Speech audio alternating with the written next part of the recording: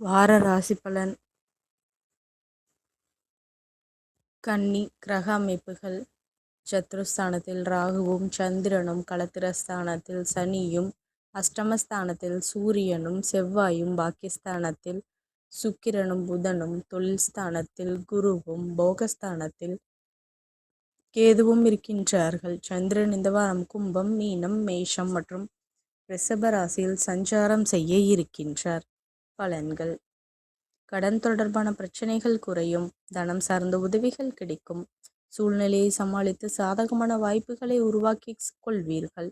நீண்ட தூர பயணம் தொடர்பான முயற்சிகள் கைகூடும்.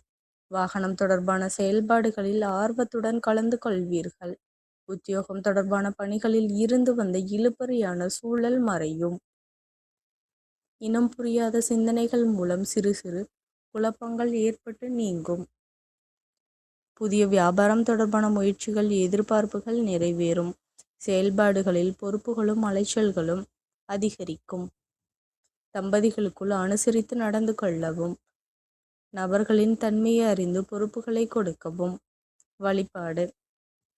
மகாவிஷ்ணுவிற்கு துளசி அர்ச்சனை செய்து வழிபடுவது உங்களுக்கு மிகுந்த நன்மைகளை தரும். நன்றி கலந்த வாழ்த்துக்கள்.